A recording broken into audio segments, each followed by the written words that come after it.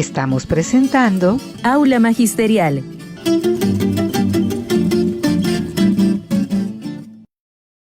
Reciban un cordial y fraternal saludo, compañeros y compañeras que hoy jueves 16 de octubre se conectan a nuestro programa Aula Magisterial. Bienvenidos, compañeros, a nuestro programa. Hoy con temas de suma relevancia, de interés para todo el magisterio cucuteño y norte santanderiano. Temas como la salud del magisterio, sin duda alguna, ha generado mucha incertidumbre, mucha crisis en los maestros y más que todo en aquellos maestros que tienen enfermedades catastróficas y demás. Y hoy haremos pues un análisis referente a eso. Es muy importante. Cordialmente invitados a que compartan el enlace en sus grupos de WhatsApp, en sus estados, Esto con el fin de que más compañeros escuchen nuestros análisis, escuchen otra versión del análisis coyuntural, del análisis del modelo de salud. Todos estos elementos, sin duda alguna, son los que fortalecen nuestra unidad como dirigencia sindical, como ASINOR y la Central Unitaria de Trabajadores, y sin duda alguna, pues la FECODE, porque a pesar de las circunstancias, es fundamental mantener la unidad. Hacer la crítica, claro que sí, a FECODE, a ASINOR y demás, pero manteniendo la unidad. Desde los estudios de Alianza Magisterial, saludamos a Juan Pablo Martínez, secretario general de ASINOR, con la asistencia técnica de Harold Farías. Muy buenas noches, Juan Pablo. Buenas noches para me acompañan en la mesa, John Jairo y Harold acá en la parte técnica, y también sobre todo para los maestros y maestras que nos están viendo y escuchando desde sus hogares. Bueno, Juan Pablo, esta noche tenemos, ya se conectó el compañero John Granados. Porfa, páseme el... Esta noche tenemos unas para temáticas conectar. muy interesantes, descansos pedagógicos. En este caso tenemos un reporte de una institución educativa, Jaime Garzón, donde se pudo asistir a una actividad muy interesante con un joven, un maestro del ajedrez, y hizo una simultánea con unos estudiantes, y es otra perspectiva de ver los descansos pedagógicos, es otra mirada. Sin duda alguna, el ajedrez trae unos beneficios que son muy interesantes para la juventud. Cuando tenemos estudiantes que son muy hiperactivos, que molestan, que no dejan dictar, orientar los procesos pedagógicos, podemos buscar una iniciativa, podemos tener una ayuda por este medio a través del ajedrez. Compañeros, maestros y maestras, cordialmente invitados a que si tienen el interés, si saben, si quieren aprender, pues ahí a través hay un joven el que está jugando ahí la simultánea, como lo pueden ver en el video, se llama Juan David Rosas, es un abogado, pero fue campeón de los juegos Supérate en ajedrez, entonces, y en la universidad también fue campeón. Entonces, muy interesante esto. ¿Por qué? Porque llevamos un mensaje muy diferente a la juventud. Hoy, sin duda alguna, con los medios tecnológicos, los jóvenes se distraen con facilidad. Ver a 20, 40, 50 estudiantes, jóvenes, niños, concentrados en el ajedrez, niños que ya piensan y mueven ficha de Juan Pablo de ajedrez, entonces, y plantean estrategia. Entonces, eso genera sin duda alguna un aprendizaje, otra visión de educación. Hoy en día que tenemos estos conflictos y esta serie de situaciones dentro del aula. Lo del ajedrez, este es un verdadero pues descanso pedagógico. Hay quienes también los hacen con otros juegos de mesa. El ajedrez muy importante porque es todo lo que desarrolle ciencia, lo que desarrolle conocimiento. Ya cuando el ajedrez llega a un nivel de bastante desarrollo, hay que leer teoría del ajedrez. Digo esto porque hay mucho imbécil ignorante opinando de política. Esta semana veía una opinión de Abelardo de la Espriella: acabar con FECODE porque es que en el colegio me enseñaron estequiometría y química. Ahí demuestra la ignorancia tan terrible de ese personaje. Es que sin el desarrollo de la estequiometría y de la química nunca va a haber desarrollo de la ciencia, y sin eso no hay desarrollo del país. Esta noche pues tenemos una temática bastante interesante, en la cual pues también vamos a innovar con un tema que es pedagógico, y tenemos un invitado nacional al cual pues vamos a alterar un poquito el orden de las temáticas, dado que él tiene pues múltiples compromisos. No sé si ya tenemos conexión con John, no ha ingresado. Entonces estamos esperando que nuestro compañero se conecte. También lo de salud es un tema álgido. Traigo una información importante, digamos, de última hora, de reuniones que se sostuvieron hoy.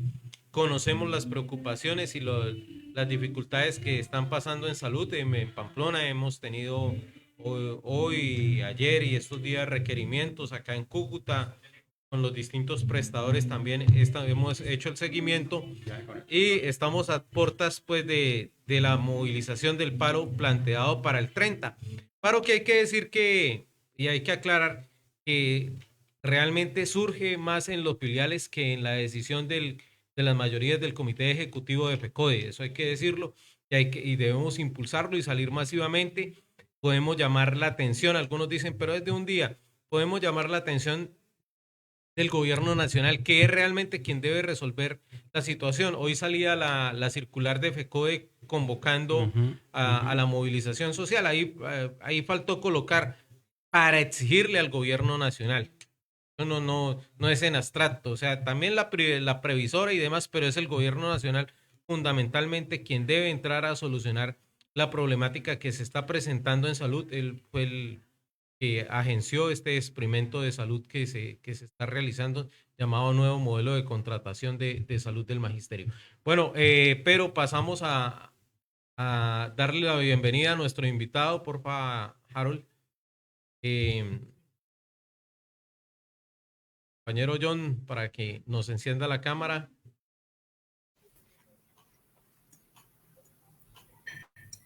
Buenas noches. ¿Qué más, Juan Pablo? Saludos de aquí desde Bogotá. ¿Cómo van? Muy bien, muy buenas noches, compañero John Granados.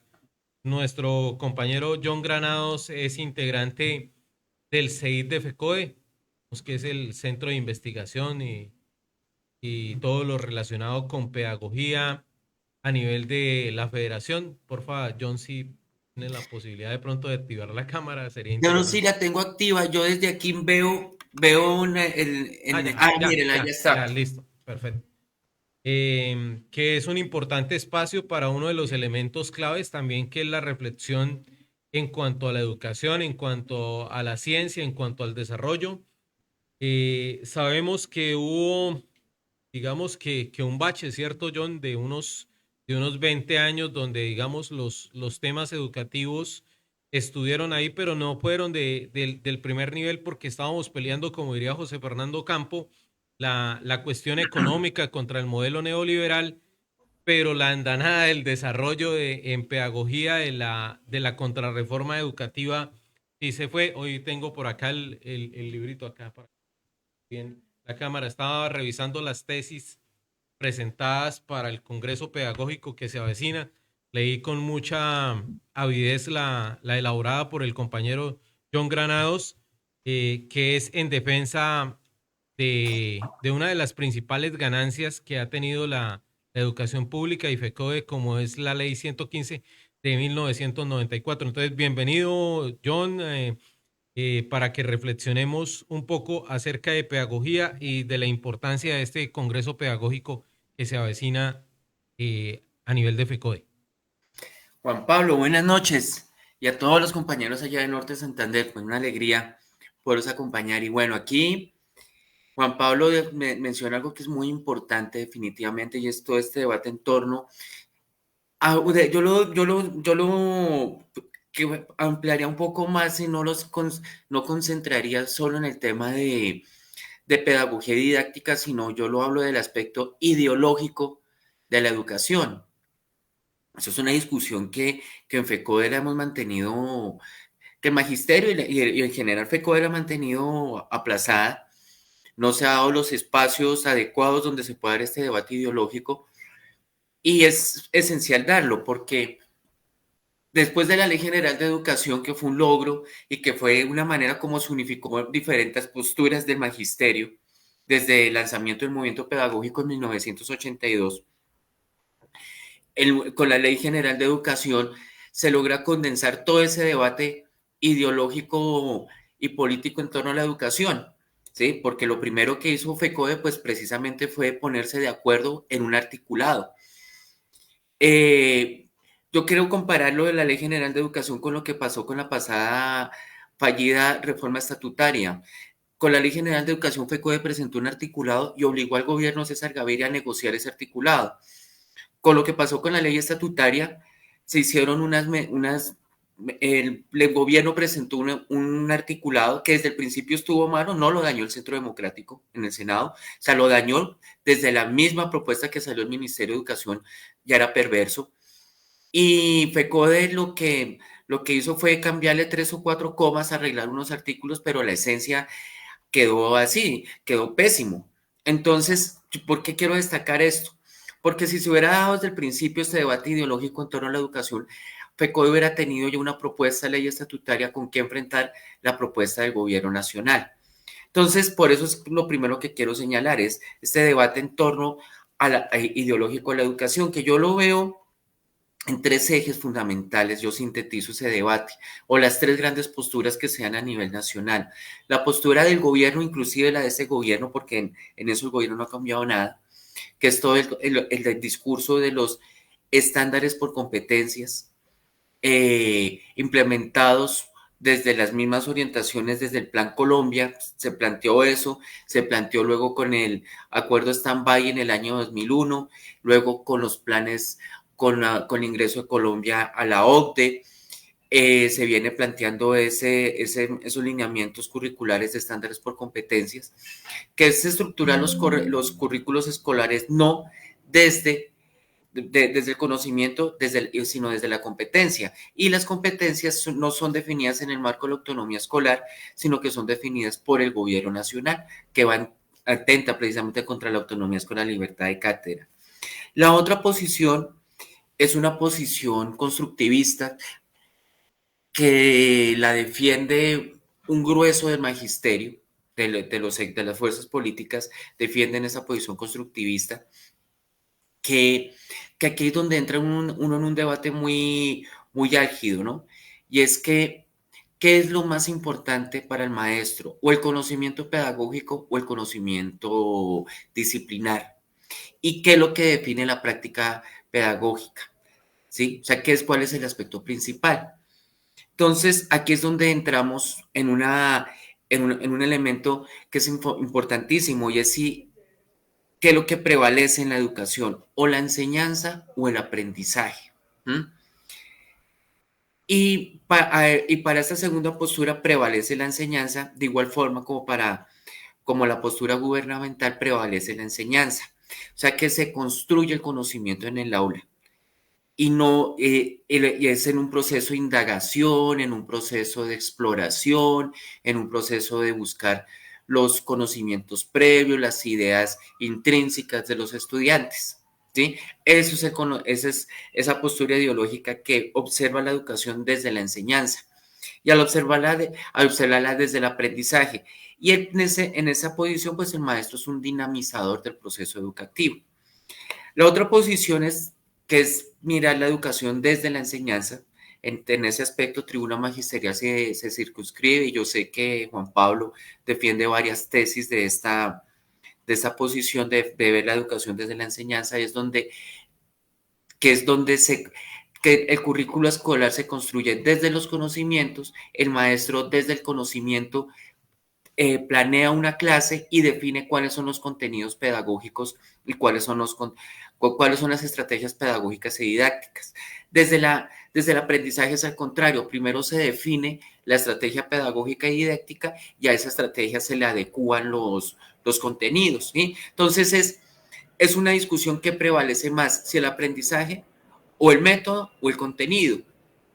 José Fernando decía, sintetizando o parafraseando a José Fernando, decía: sin contenido el método es un coco vacío, ¿sí? Y básicamente eso, yo podría ser un experto en pedagogía, puedo ser un experto en didácticas, ¿sí? Pero si yo no sé matemáticas, yo no puedo enseñar las matemáticas. Y cuando uno va a enseñar matemáticas, pues también tiene que adecuarse a ciertos contenidos, a ciertas temáticas que se van a prestar para unas metodologías de enseñanza particulares y otras no, ¿sí? O sea, la matemática va a requerir una enseñanza teórica y una enseñanza práctica, ¿sí? Y así cada una de las disciplinas. Yo soy maestro de tecnología informática y también lo mismo, hay contenidos que se manejan desde la práctica, otros contenidos que se manejan desde la teoría, y en ese equilibrio yo voy diseñando mis diferentes clases. Entonces aquí hay ese debate fuerte, ¿sí? Entonces, ¿qué es lo que es más importante?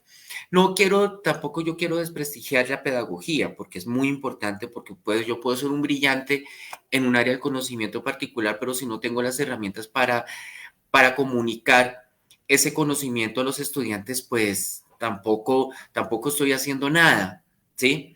Entonces también, o sea, tampoco quiero de ser una relación 50-50, donde los dos son igual de importantes, pero siempre va a primar que yo debo tener un conocimiento y para partir de esa planeación curricular, partiendo del contenido, es que yo defino la planeación. El Congreso Pedagógico es algo que se llevaba aplazando hace mucho tiempo. Desde el Congreso de la Federación de Paipa del año 2012 se planteó esta tarea, pero por diversas razones no se ha podido sacar adelante por actividades que han consumido el tiempo del CEI. También ha habido elecciones, la pandemia, etcétera. Han habido muchas situaciones que han impedido que se lleve adelante este congreso. El primer congreso pedagógico se realizó en 1987, que fue, ese es como el que sienta las bases ideológicas conceptuales sobre las cuales se va a construir la Ley General de Educación.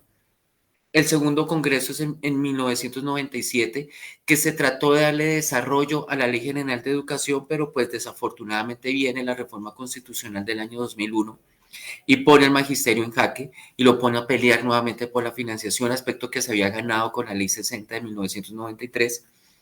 Y este año lo logramos. Logramos sacar adelante el Congreso. Pues también hay que señalar que el liderazgo que ha ejercido Milberto del Comité Ejecutivo FECODE, Víctor Cabrera como director del CEI, también ha sido muy, muy importante, y el compromiso de los demás compañeros del equipo del CEI Nacional también ha facilitado que saquemos adelante esta tarea. O sea, no es un trabajo que se ha dinamizado, y pues yo sí quiero destacar el trabajo pues de Milberto, de Víctor y de todos los compañeros que integran el equipo del CEI Nacional. El Congreso Pedagógico, pues precisamente presenta un cuaderno pedagógico que es el que nos estaba mostrando hace un instante Juan Pablo. Este sintetiza, bueno, este es el documento orientador del Congreso, donde están los documentos orientadores de las 9 categorías que se van a presentar en el Congreso. La primera categoría sobre el movimiento pedagógico, la segunda categoría sobre la política educativa alternativa, en la tercera categoría sobre la Ley General de Educación, la cuarta categoría sobre pedagogía, el currículo, la didáctica y la investigación, la quinta categoría son medios de comunicación y tecnologías de la información, sexta categoría comunidad educativa, séptima categoría formación de maestros, octava categoría áreas, niveles y modalidades de la educación y novena categoría la escuela territorio de paz. Son 9 categorías.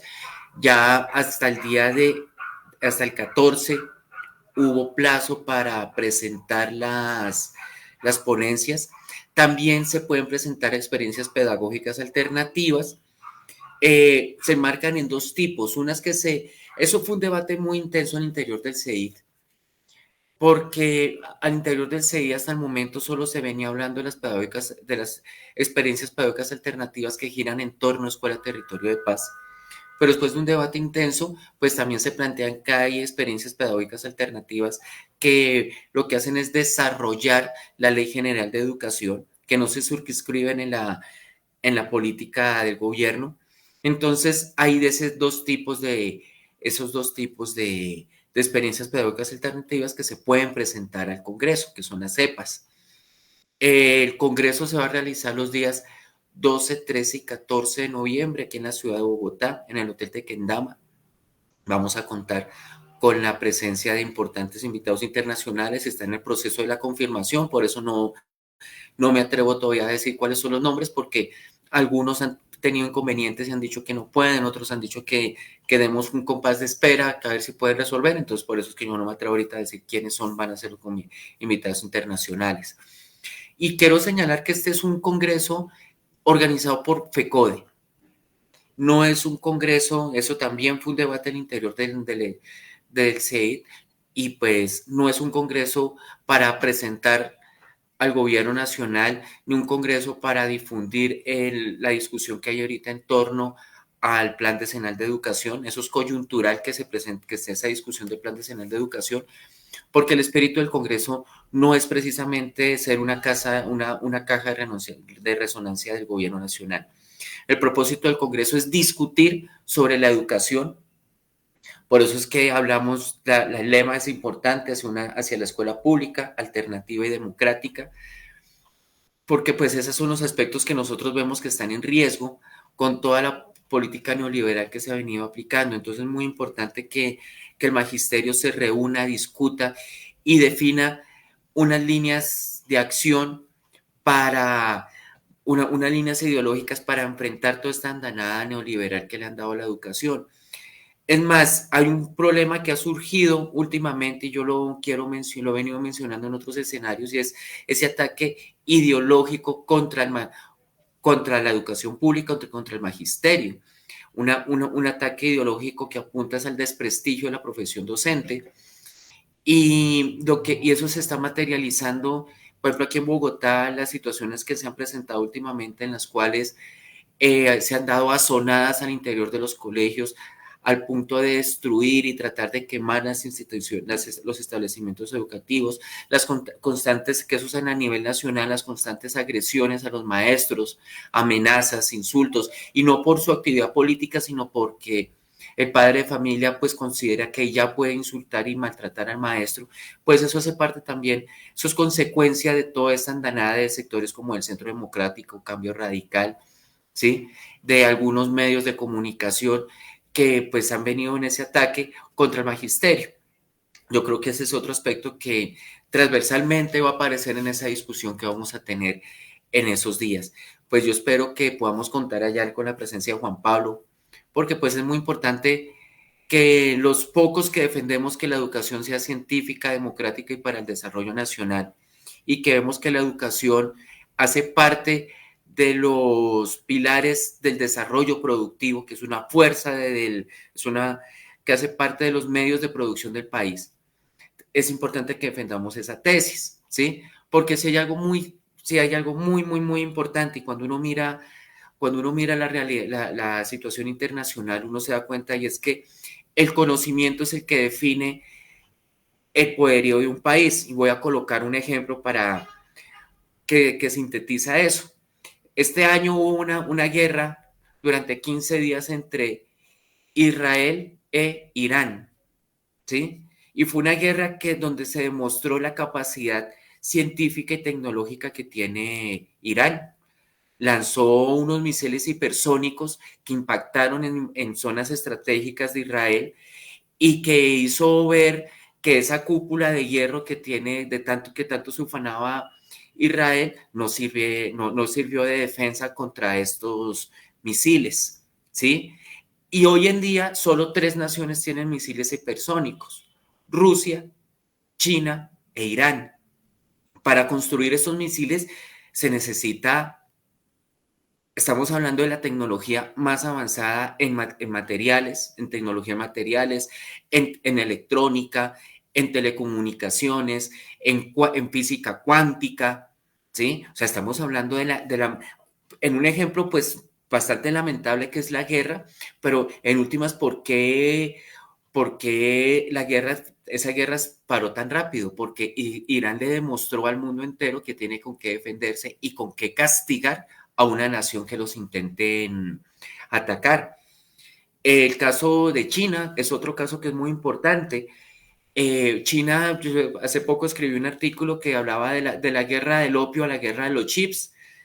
Hace 100 años China estaba, bueno, así, vamos a hablar casi hace 100 años China estaba devastada con las primeras guerras del opio, destruida por la imposición del Imperio Británico, el Imperio francés y el Imperio norteamericano, de romper su economía y de tratar de dividir el país.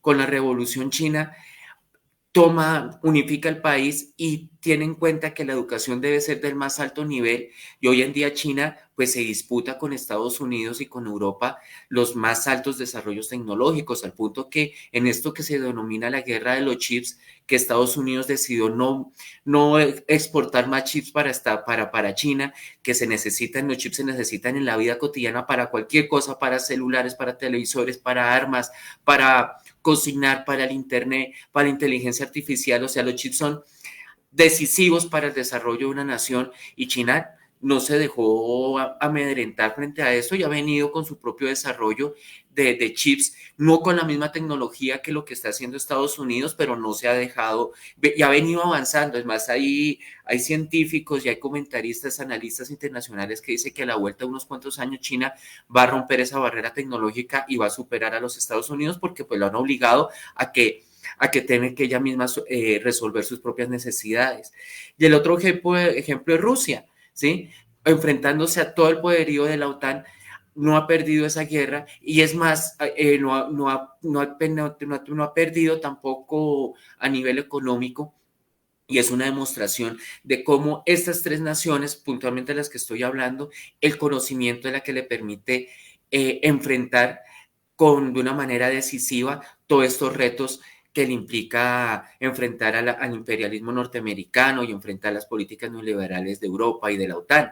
Entonces, para desarrollar este país se va a necesitar también una educación de altísima calidad en todas las áreas del conocimiento, indudablemente, y pues es importante que hagamos este debate, ¿sí? Porque pues yo soy seguro que en algún momento Colombia va a salir de este atraso, vamos a lograr que llegue un gobierno que le preocupe la soberanía nacional y que le preocupe el desarrollo productivo y que le preocupe desarrollar riqueza, generar riqueza en el país y sacarnos de la pobreza, pero para que lo podamos hacer eso necesitamos la educación de más alto nivel, porque pues la única manera para generar riqueza es desarrollar el aparato productivo y para desarrollar el aparato productivo pues se necesita indudablemente del más alto conocimiento científico y tecnológico y de todas las áreas. También se necesita desarrollar la cultura, se necesita conocer la historia nacional para que no volvamos a cometer los errores del pasado.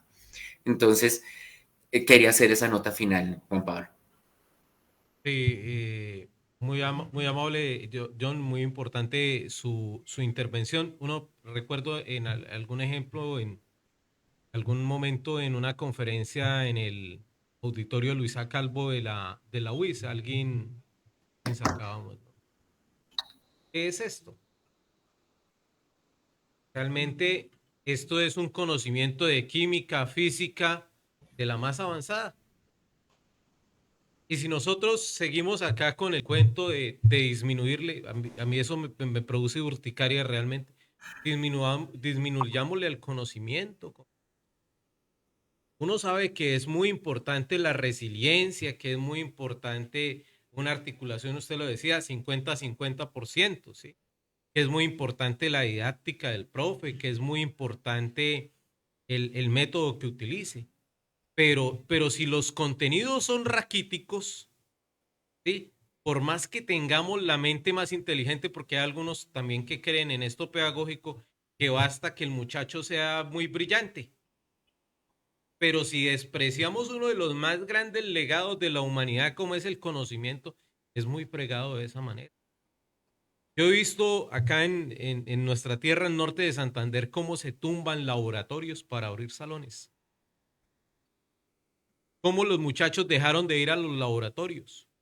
Cómo desde el propio ministro de Educación a mí me sorprendió en una intervención que hizo en Ocaña. Estuve a punto de llamarlo y decirle que no la compartía. ¿Para qué las bibliotecas si en los computadores pueden haber muchos libros? Eso es verdad, en una memoria. Pero eso no quiere decir que el muchacho los lea o que acceda a ellos. Entonces, necesitamos bibliotecas. Buenas O sea, noches, Harvard no eliminó sus bibliotecas. El Tecnológico de Massachusetts no ha eliminado sus laboratorios. La Universidad de Cambridge, incluso veía alguna vez con respecto a algunas películas que están inspiradas en los matemáticos y en los físicos de Cambridge como Código Enigma. Entonces, después explorando más para profundizar en esta película, me daba cuenta de que la enseñanza de matemática en la Universidad de Cambridge se hace en tablero clásico y con tiza. Y uno podría decir, qué atrasado, ¿no? No, es el dominio más amplio de la matemática por parte de quienes están en sus pregrados y en sus posgrados, porque esa es la forma como forman a sus científicos, valga la redundancia ahí con las dos formas. Entonces, no hay chance de un desarrollo científico en el país con los estándares. No hay chance de un desarrollo en el país si nivelamos la educación pública por lo bajo. Y ahí sigue abriendo, siempre nos hablan de las brechas, ¿no?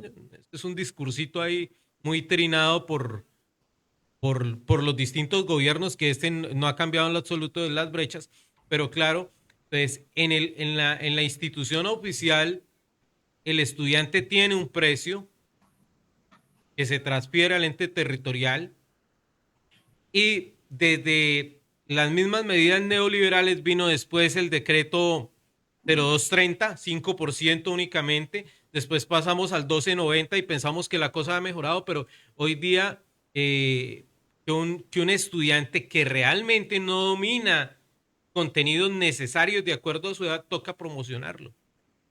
Y cuando llegue ese muchacho a 11, hace poquito salieron los resultados de las pruebas y les va mal a un estado, esos profesores de ese colegio son muy malos. ¿Cómo es de mala la educación pública? Ahora, en la libertad de cátedra, eso es una cuestión que yo he defendido mucho por acá, en la libertad de cátedra y en la autonomía institucional, uno ha tenido que presenciar consejos de evaluación y promoción que están en el 1290, donde al profe le dicen, profesor John, cámbiemele la nota. Y el profesor John es el de biología y no, pero es que el muchacho no, cámbiale la nota. La comisión dice, o sea, le viola completamente la autonomía. O he visto también en instituciones como de PTA, no todos los profes de PTA, ni soy enemigo de los compañeros que están en este programa que es importante y están ahí. Pero como desde PTA le dicen, profe, usted no puede dictar la clase así.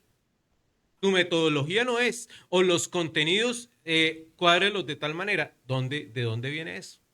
Y lo peor aún, un maestro, por decir algo, de sociales, voy a tomarme como ejemplo, diciéndole al de biología cuáles son los contenidos programáticos y cómo enfocar el área.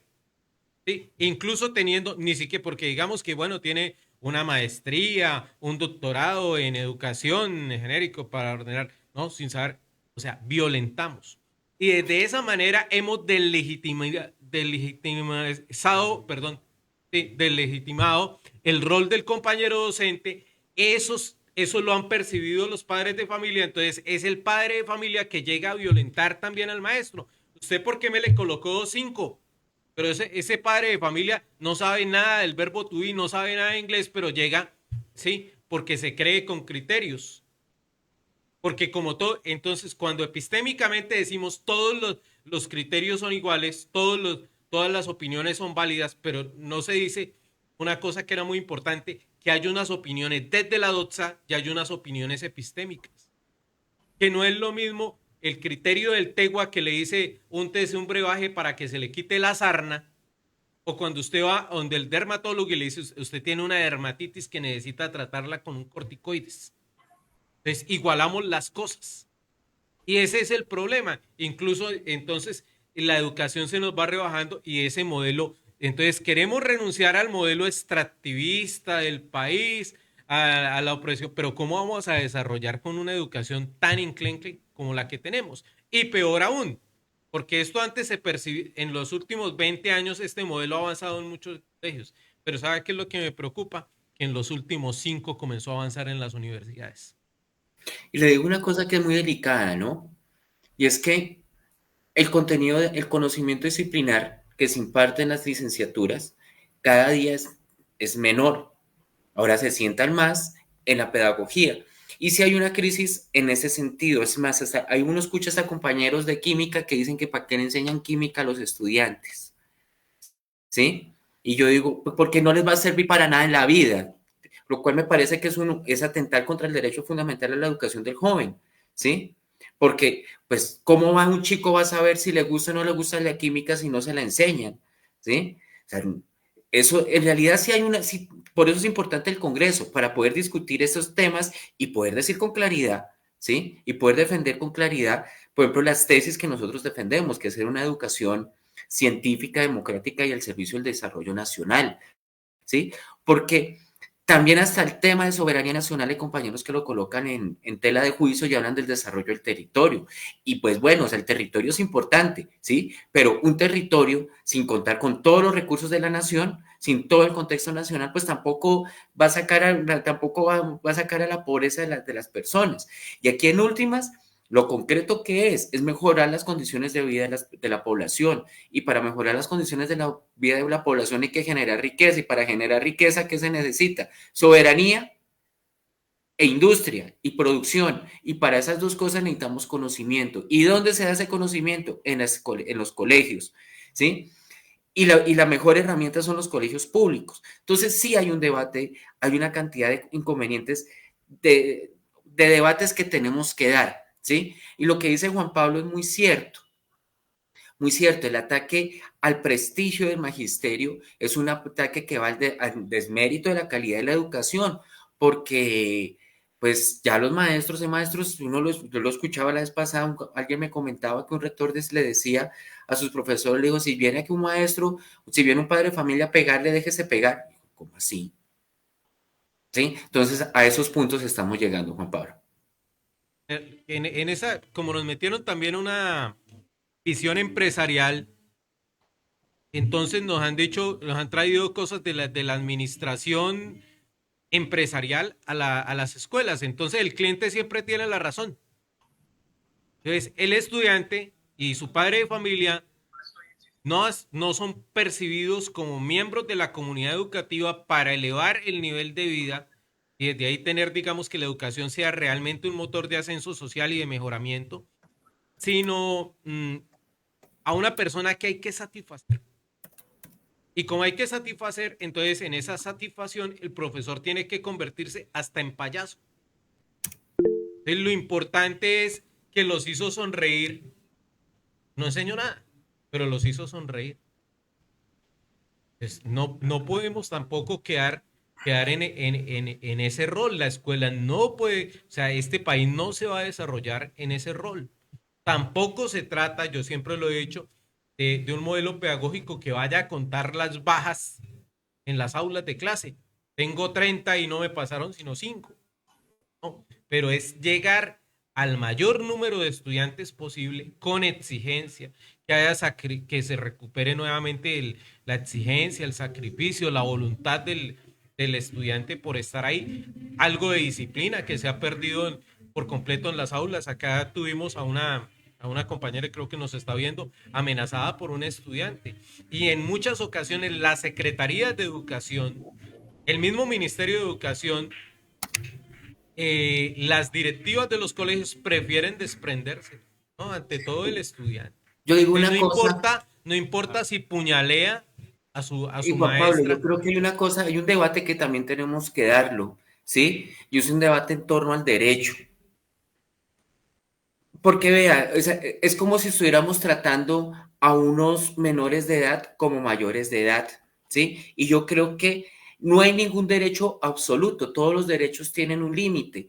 Y el desarrollo al libre desarrollo, ese derecho al libre desarrollo de la personalidad lo estamos viendo como un derecho absoluto que está por encima del mismo cumplimiento de cualquier norma, ¿sí?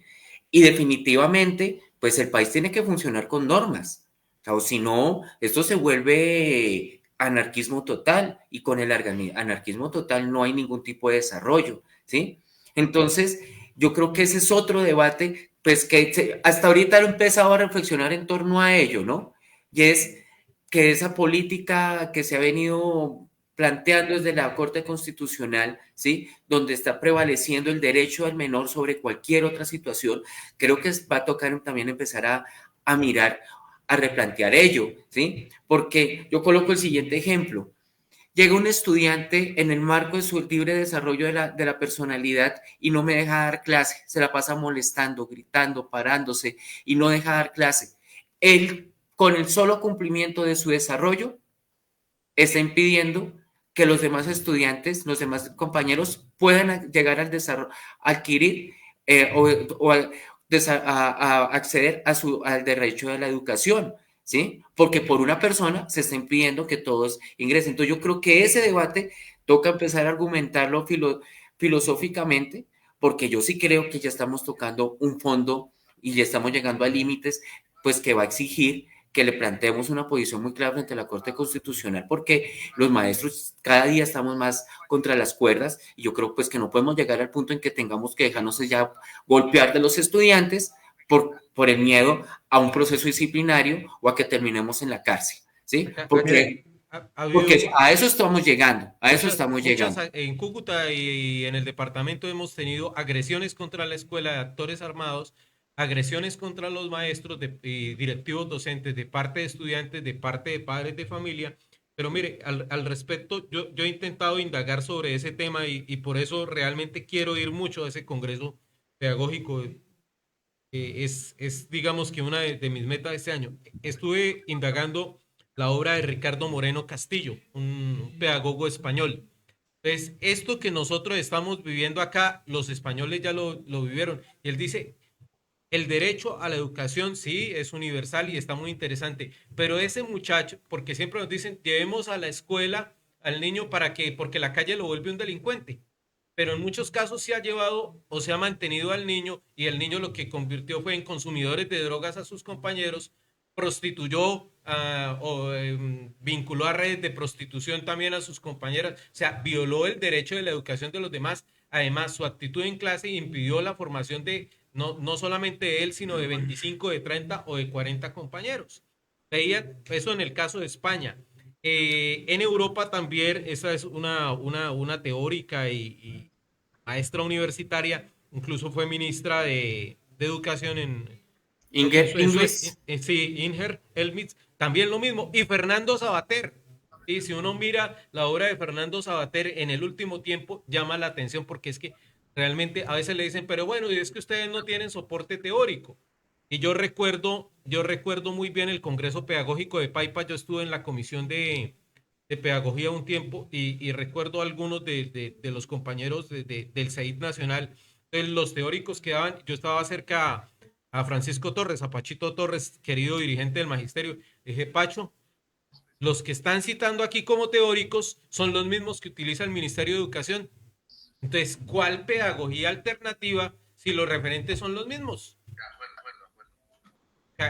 Cambiaba un poquito el estilo, le colocamos el nombre alternativo, pero básicamente es lo mismo.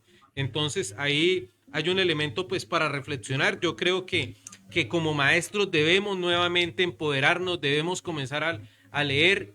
En su momento, yo recuerdo los años 90, yo no tenía ningún interés en ese momento en el sindicalismo, pero recuerdo a mis maestros de colegio oficial con su revista de educación y cultura debajo de la axila y verlos leyéndola en sala de profesor. Eso se ha perdido, John, por completo. Entonces, el libro también desaparece, la referencia teórica, el miedo al conocimiento. Yo creo que en las universidades en este momento a nosotros no nos permitían en la universidad leer manuales, teníamos que leer el teórico. En este momento yo me atrevo a decir que ni manuales se leen, que era lo más sencillo. Nosotros no podíamos leer un manual de Kant, sino teníamos que leer la obra de Kant, teníamos que mirar la obra de Hegel, teníamos que mirar lo de Marx como referentes teóricos y no nos permitían que fuéramos a buscar un manual. Decían, no, de manual no se permite para elevar el conocimiento. Eso está casi que proscrito.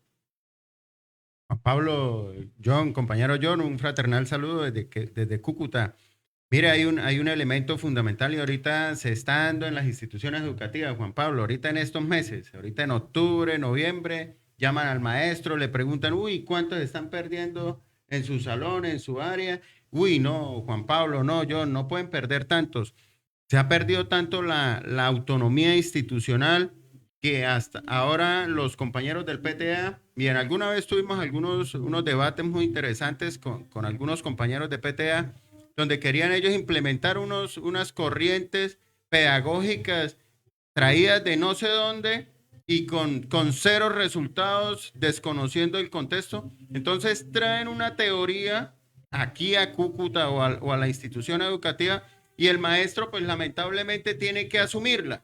¿Por qué? Primero porque el miedo para los maestros 1278, que es que usted lo evalúa, compañero John, entonces como lo evalúan, usted tiene que asumir ese trabajo del PTA. Otro elemento es que que lamentablemente el contexto, sí, uno conoce el contexto, que hay pobreza extrema, que hay problemas de seguridad y salud, migración y demás, pero ha cambiado tanto el discurso nuestro y la dignidad del magisterio y de los maestros ha caído tanto en que ahora el padre de familia viene y lo amenaza a uno, ojo, y el estudiante no se va, al estudiante viene y le hacen acompañamiento y demás, pero uno como docente sí tiene que dejar la institución educativa. Cuando el maestro es exigente, cuando el maestro está haciendo el trabajo de la mejor manera, sin tanta payasería, porque lo que hablaban ustedes, y ahorita prestaba mucha atención, entonces el maestro se convirtió en payasito, y hay un documento muy bueno, ¿no? Panfleto antipedagógico, que por ahí estábamos leyendo, y entonces el maestro se convirtió de una persona que sabía y que orientaba los procesos de aprendizaje y enseñanza a un payasito a que hay que acomodarle la actividad para que el niño se motive, hay que acomodarle la actividad para que el padre de familia entienda. Negociemos los contenidos programáticos. Eso es un elemento, o sea, eso es de reflexión. Vamos a negociar los contenidos programáticos. Si algunos a mí no me podrían llamar para negociar los contenidos programáticos de un curso de física nuclear, porque no tengo ni idea. Totalmente. Entonces, ¿cómo vamos a negociar los contenidos programáticos? Esos son elementos, ¿no? Y lo de que no me pueden perder 10 estudiantes. Sí. Alguna vez porque tienen precio. Alguna vez en las instituciones, yo en los primeros periodos tenía la estrategia de no colocarles más de 3-5 a los niños. Sobre 5, 3-5, yo al máximo 3-5. ¿Por qué? Porque usted lo ve al principio, el niño sacó 5, en el segundo periodo 5, en el tercero ya se tira las petacas. Ojo, y resulta que había otro elemento, los niños más malitos, entonces el coordinador le decía a uno, John, no le coloque 1 ni 1-5, la nota mínima que sea 2-5. Claro, porque a fin de año el chino dice, no, yo con un 2 o con un 3 larguito paso. Entonces, esos son elementos que hemos perdido desde la autonomía. La dignidad nuestra está por el piso porque ahora cualquiera viene, dice y hace y se propone, se hace cualquier proyecto y los maestros los tenemos que asumir. Entonces, es otra perspectiva, es otra mirada, es una crítica que se hace a nuestra labor. Y nos han vendido el cuento que eso es lo in a nivel mundial, pero Francia tuvo que reversar ese modelo. Claro. En España lo están pensando en reversar. Irlanda echaron para atrás las competencias. Y en China, vayan Rusia, y miren, no lo aplican. Vayan y miren los colegios en China. A los niños les enseñan a leer como nos enseñaron a leer a nosotros, que conservando la postura, con un arnés para que tengan la postura cuando se sientan en el pupitre, ¿sí? Con postura. Y ustedes vieron, la vez pasada estaba viendo una presentación de niños en un colegio público en China y es una cosa asombrosa, un nivel de disciplina y coordinación enorme, ¿sí? Sí hay que dar ese debate en torno, yo creo que he visto muchas conferencias de Inger Ilves y ella está metida de lleno en el tema de que hay que recuperar la disciplina, que si no hay disciplina en el salón, no hay manera de la clase. Y eso es algo que tenemos que abrir ese debate, ¿sí? Porque ese debate no se ha abierto, ¿sí? Hasta ahora, digamos que estamos viendo, empezamos a hablar de la casuística, pero tenemos que meterle, por ejemplo, yo aquí tomé nota del autor de Ricardo Moreno Castillo, lo voy a leer, ¿sí? Porque creo que sí tenemos que meterle uña a esto y empezarle a dar un contenido filosófico e ideológico para poder dar este debate, porque es que al paso que vamos, ¿sí? Pues nosotros vamos a tener que pedir permiso para poder entrar en la institución, ¿sí? Entonces, esto está muy delicado y yo creo que la federación sí tendría que hacer una campaña publicitaria para combatir ese ataque ideológico que viene haciendo el Centro Democrático y Cambio Radical, los sectores más de derecha del país contra el magisterio, ¿sí? O sea, para restablecer, y yo creo que en un punto de negociación de FECO debe quedar eso, que el gobierno se comprometa a una campaña para dignificar la perspectiva que se tiene del maestro, porque no puede ser que, por ejemplo, como Néstor Morales, que se pegue esas despachadas tan berracas contra el magisterio, ¿sí? Y no pase nada. Entonces, porque en últimas muchos de los comentarios están terminando es contra la salud y la vida de los maestros. Así es. Yo creo que esto es, nosotros hemos pensado acá, pero no lo hemos puesto en práctica. Hemos querido incursionar, y se lo contamos a nuestros oyentes y a quienes nos están viendo, de ir, aparte de este espacio sindical, a un espacio de hablar del tema educativo, del tema científico, porque se necesita, y yo creo que se necesita incentivar la lectura, yo creo que se necesita crear, ustedes en algunos CEIs hay círculos pedagógicos, pero en esos círculos pedagógicos yo creo que es necesario volver a los autores, aquí hay que revisar las epistemologías, es necesario hacer un dominio epistemológico porque eso también se ha venido perdiendo en las universidades y se necesita pues de cara al aula y se debe comenzar la exigencia. Yo creo que hay cosas de Escuela Territorio de Paz que son acertadas, acá las hemos manejado en la región, pero creo que Escuela Territorio de Paz se queda corta en la defensa de la dignidad del magisterio en la medida de que no haya una exigencia en cuanto a lo de disciplina, en cuanto al respeto a la autonomía del maestro en el área, porque es que el título del maestro en un área no le salió en una chocolatina. Y ahora, si es muy malo, pues vaya al Ministerio de Educación, que es el que hace la inspección y la vigilancia a las universidades. Totalmente, Juan Pablo. Totalmente. O sea, lamentablemente que hoy en día, mira, hay una situación y lo hemos hablado aquí en el programa, los niños con necesidades educativas y capacidades excepcionales y demás, y que sin duda alguna ellos tienen derecho, sí, tienen derecho a la educación, pero lamentablemente a nosotros dentro de un aula de clase donde hay 35, 40 estudiantes, donde tenemos 5 niños con necesidades educativas, con síndromes y demás, con hiperactividad y demás, y resulta que nos dicen, tiene que exigirle a los niños con necesidades educativas diferentes, a los niños con capacidades excepcionales diferentes. ¿En qué momento se va a hacer? ¿En qué momento el maestro va a ponerle orden a los estudiantes? Si le pone orden a uno, los otros se le descontrolan. Es otra problemática y lamentablemente la ley, la norma nos obliga, que tenemos que recibir. Pero otra cosa, ese tema de la inclusión yo creo que hay que también verlo de una manera científica, no política, ¿sí? O sea, yo no sé hasta qué punto, este es un asunto que toca hablarlo con expertos, entonces yo voy a decir, si todos los problemas, todos esos diagnósticos que hay de dificultades del aprendizaje u otros modos de aprendizaje, bueno, porque eso uno tiene que ser también muy cauto en cómo se refiere a esta situación, porque fácilmente se hieren susceptibilidades de las personas, ¿sí? Todos estos casos que se manejan a través de la inclusión, hay que mirar si realmente con esta política se está incluyendo o se les está excluyendo más.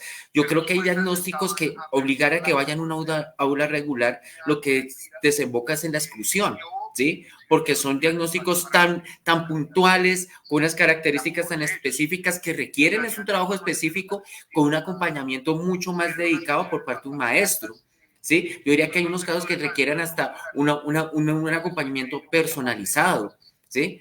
Por ejemplo, acá en Bogotá hay una política que se llama aulas hospitalarias y son maestros públicos que están dando clase en los hospitales a los niños que están en las graves situaciones de salud, ¿sí? O sea, esa política es muy positiva. ¿Por qué razón? Porque es brindarle la educación a esta población que está en una vulnerabilidad enorme y no es sacarlos de ese entorno hospitalario donde están en este momento a llevarlo a una aula regular.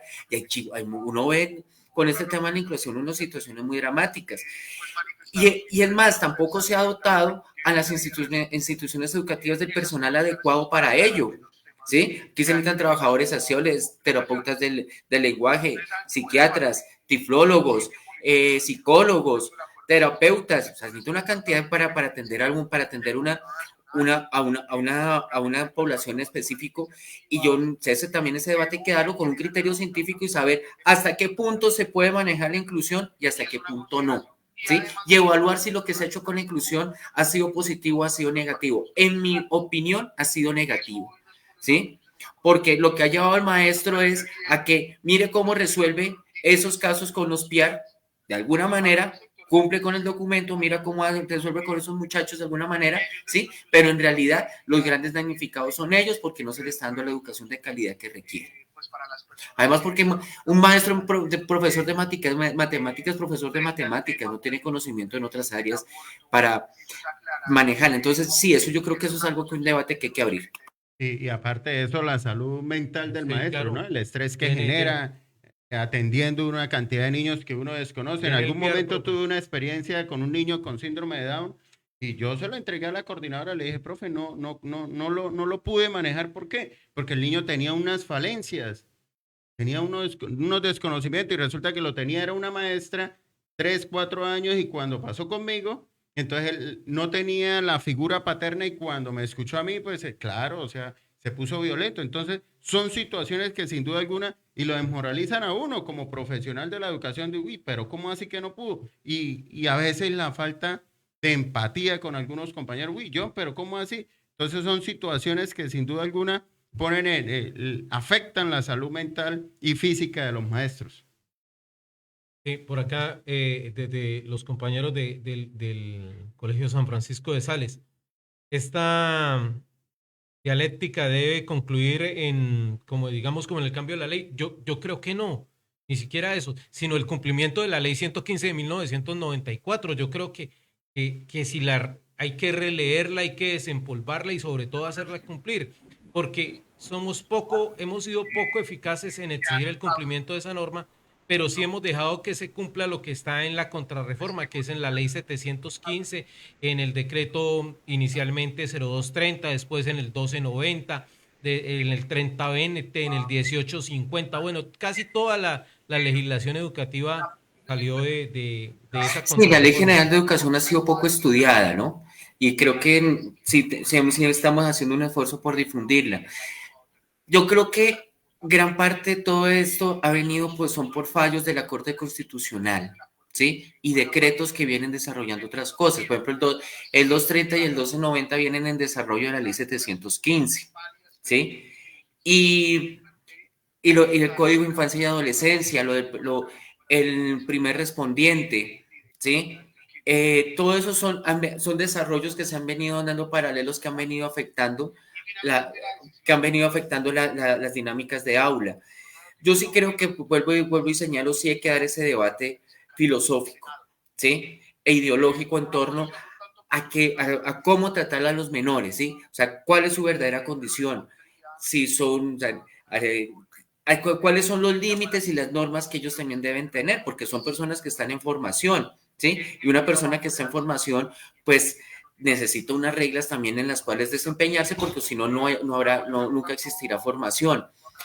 En torno a la política de curricular, yo creo que también hay que hay que abrir el debate en ese congreso en torno a la calidad y la profundidad de los conocimientos que se están dando en este momento en los colegios, en la educación, en los colegios, ¿sí?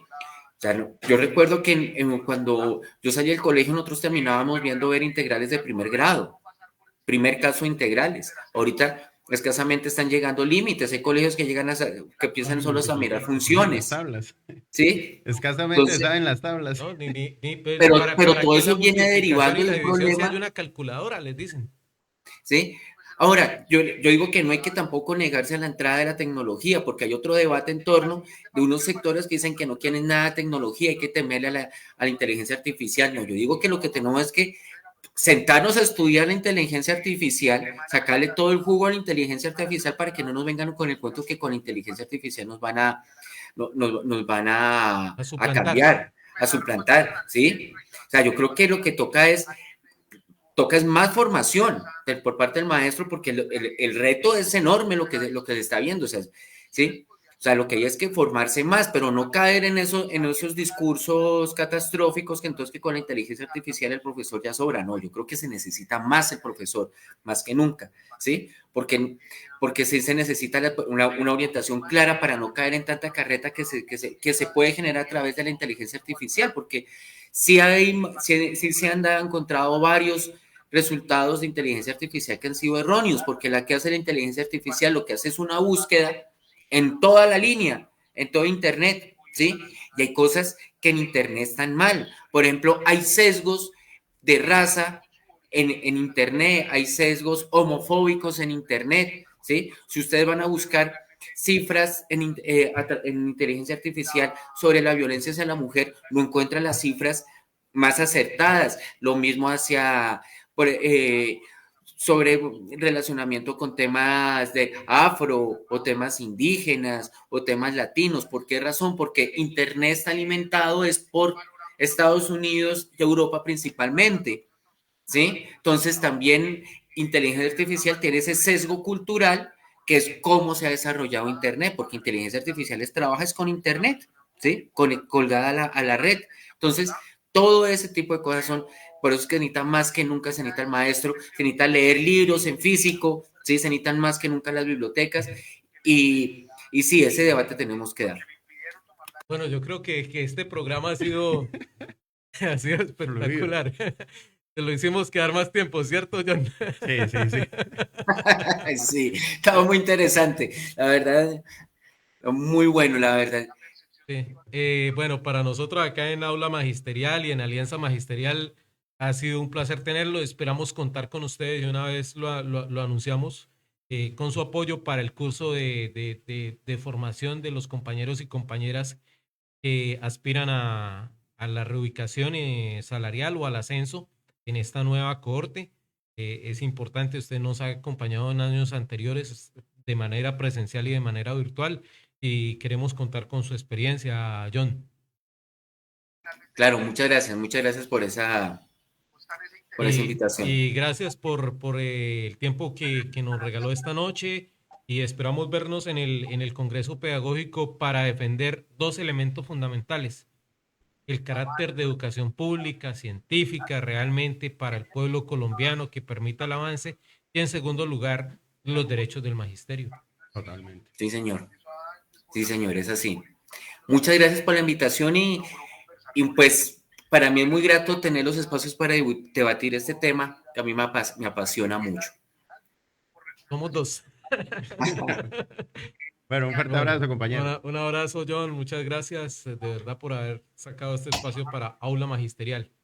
Bueno, Eh, hermano, Bueno, Juan Pablo, continuando con el tema que está muy, muy interesante, sería fundamental, ¿no? Aquí ideas y pensando uno, invitarlo a una reunión en las instituciones educativas, a hablar de estos temas, cuando esas reuniones zonales que hacía anteriormente a SINOR dejaron de hacerse, ¿no? Y eso sí. permite dentro de la convocatoria que haga la misma asociación o la misma FECOE poder hablar de estos temas, dedicarle una hora a estos temas que, mire, o sea, esto lo pone a uno a reflexionar, lo pone a uno a analizar y sin duda alguna el despertar de que uno se tiene que poner las pilas, de que tiene que ser irreverente ante cualquier política que traigan, irreverente a que le digan, no, Juan Pablo, usted tiene que dejar solamente 2 niños porque es que 5 ya no podemos. Entonces son todos estos, sin duda alguna, los elementos que tenemos para poder materializar esa dignidad y ese derecho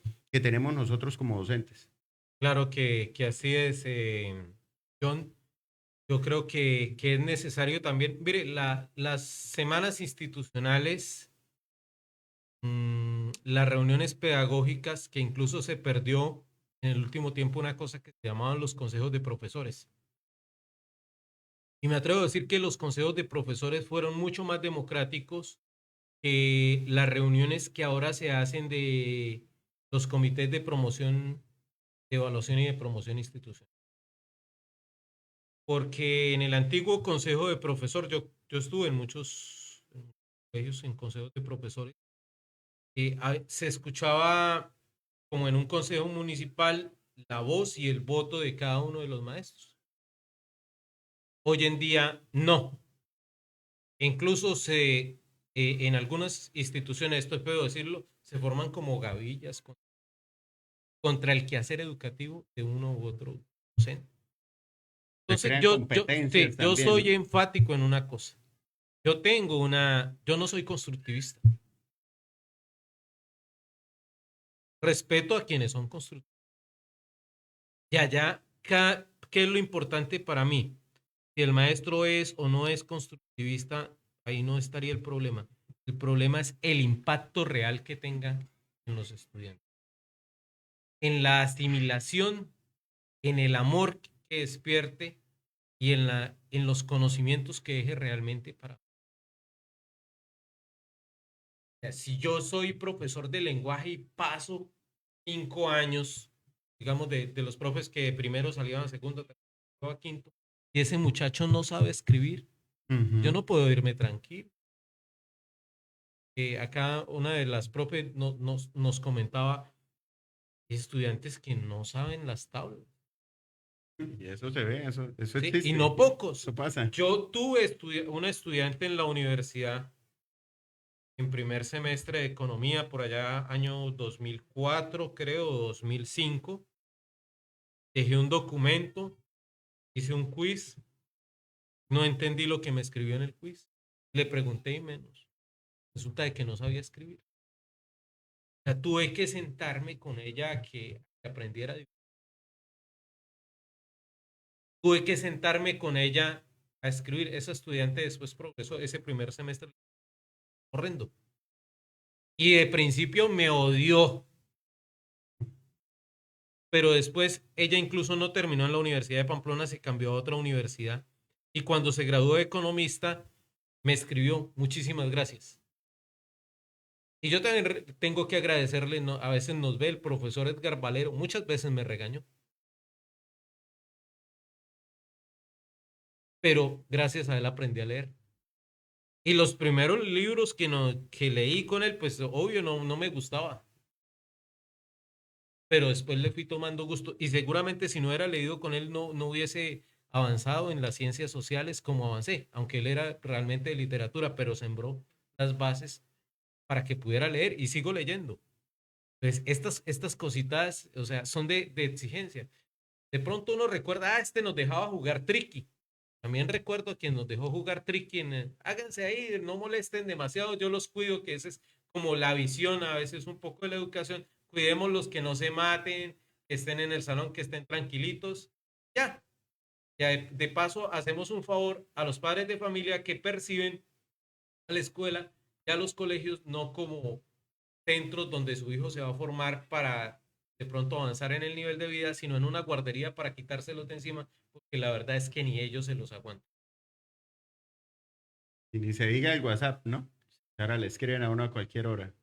Esas son otras cositas, o sea, que hay que comenzar a limitar.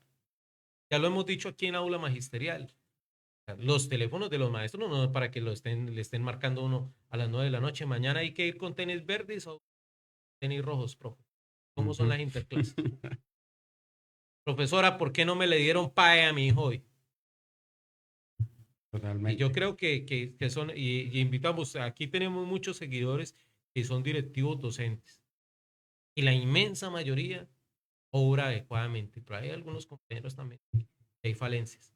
Bueno, yo creo que les Vamos a vamos hablar a algo, quedar 10 minuticos de salud, Juanpa. cinco minuticos de salud para que no perder de pronto una información. La verdad se han presentado y sobre todo el 1 de octubre, ya se venían presentando, pero a partir del 1 de octubre se han incrementado los inconvenientes en salud. Decirle a los compañeros que las cápitas primarias de Pamplona, de Ocaña, de Tibú, de Sardinata están operativas hasta este mes con los componentes de la anterior contratación. La nueva entra a partir del 1 de noviembre. Que hubo una renegociación en los valores de la cápita y la verdad les disminuyeron el valor a la cápita.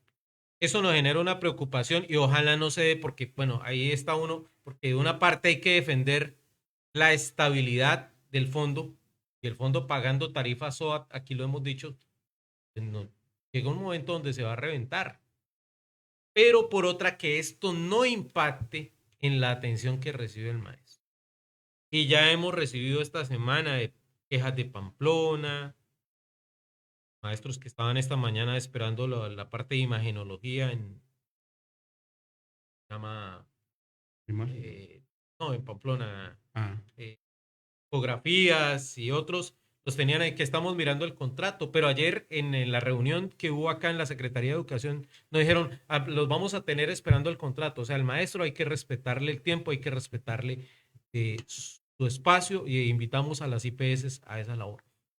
Hemos conocido que aquí el prestador también de Cúcuta, en la parte hemos recibido quejas hartas en cuanto a laboratorios, a la Ya, sí. oportunidad de que más tiempo, en cuanto a algunas citas también de imágenes como diagnóstica. Entonces, invitamos a ustedes, les están pagando la cápita. Y la otra, maestros, miremos qué es de la cápita y qué es del nivel complementario. Si es del nivel complementario y ahí no nos están dando la oportunidad, es decir, una cita a corto tiempo, busquemos la red de En prestadores. otra Sí. IPS. Ahora, aquí nos explicaba el doctor Hinojosa, a mí me parece que él sí ha hecho un gran trabajo. La otra, aquí, Norte de Santander, en este momento no tiene dirección en el FOMAT. Y eso es grave. Imagínese eso. Y faltan como 5 o 6 personas del equipo base. Nosotros estamos exigiendo, aparte el espacio, lo hemos caracterizado como un cuchitril. Eso no es un Ujú. espacio para atender a los maestros. Entonces, ahí estamos en esa Juan exigencia. Pablo, Ahí mire, tuvimos unas reuniones, ley de hoy ayer tuvimos unas reuniones. Esperamos también la PQR para hablar con UCIS porque no se puede rebajar. Ayer el sindicato fue enfático a los prestadores que estaban ahí y todos respondieron que seguían igual. Va a haber una desmejoría en la atención con la disminución. No, seguimos tal cual como veníamos. Algunos dicen, no, es que no hemos tenido ni quejas, cosa que es mentira. En el otro sentido, compañeros, es muy importante que cuando tengamos una queja, escribamos. Porque para uno también como dirigente sindical es que la queja de tal, pero una belleza aquí no. Entonces, si está la queja escrita en el sindicato, ojalá si también quieren colocarla por el FOMAT en el ORUS, colóquenla. Y si tienen que enviarla a la superintendencia, envíenla. mire que en urgencias la Medical Duarte nos está atendiendo, Juan Pablo, compañeros. Y hace un mes la atención era medianamente buena. Yo no escuchaba quejas, no me llamaban los compañeros. De hace un mes para acá, ya los compañeros empezaron a quejar.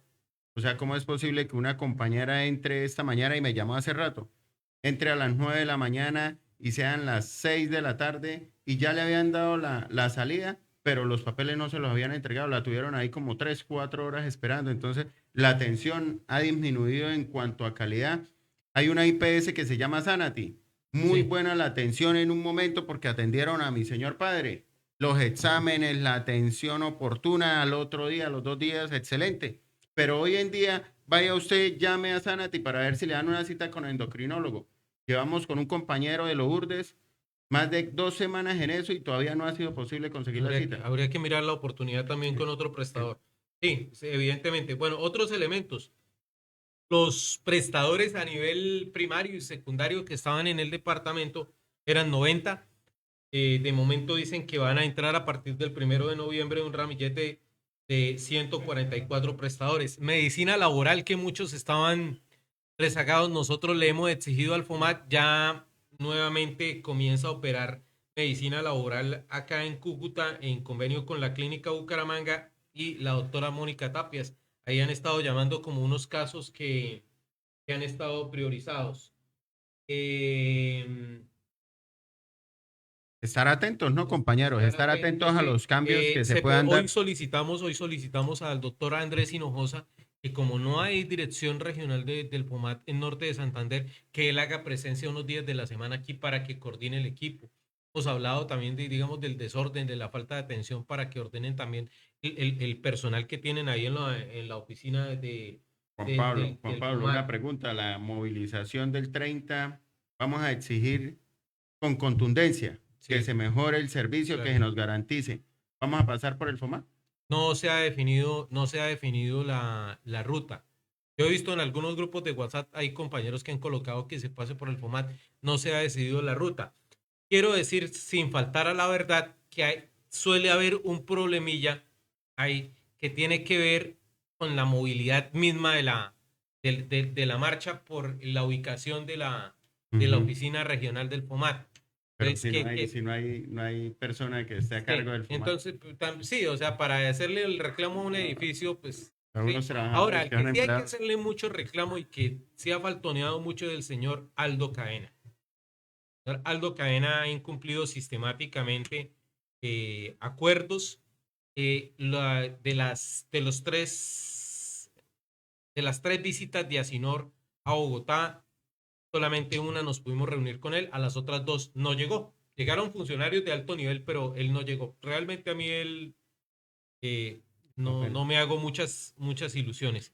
Y sí necesitamos movilizarnos con independencia y autonomía y respetando una cosa que yo he reivindicado y que está en los estatutos. Mirando acá los comentarios que hay de los Juan Pablo, compañeros. en diciembre Que es termina el la medida cautelar, ¿no? Sí, el respeto por la pluralidad ideológica de los afiliados a SINOR. Bueno, la medida cautelar va hasta esa época. Bueno, vamos a presentar un saludito porque esta noche Sí. y con esto un saludo de despedida al profe José Ramón, muy activo, a los compañeros del Colegio Francisco de Sales, a Lady Ladino, nuestra querida delegada, Virginia Flores, a la profe Mayra Serrano, Luz Adiela Mora, Luz Adiela, profe Carlos Torres, también nuestro delegado, a Vianney González, también delegada, a Edgar Salas, al profe Edgar Salas, a nuestros oyentes de Confecciones Toledo. mi madre, claro que sí. Familia, Luz Mary Vázquez. Sí. De Ana, Cielo Amparo. De Ana, Cristina Hernández, que siempre nos escucha desde Pamplona, gran maestra, que siempre comenta, hace grandes aportes desde sus comentarios. Compañera Magre Villalba. De Santander, dirigente del CES, que también nos está escuchando. Ana María Mejía, Vladimir Tarazona. Ajá. Inés Mogollón, desde Pamplona. Laurice Rodríguez, maestra rural, gran compañera. Gladys Marlene Ballesteros Correa. Paola André. Paolita, Héctor Omar, que sé que nos están escuchando los dos. Un saludo. Isabel Gamboa, que nos está viendo. Marlene Carvajal, un gran abrazo para la prima. Juan David. Cristina Mercedes Hernández. Sí, de Pamplona.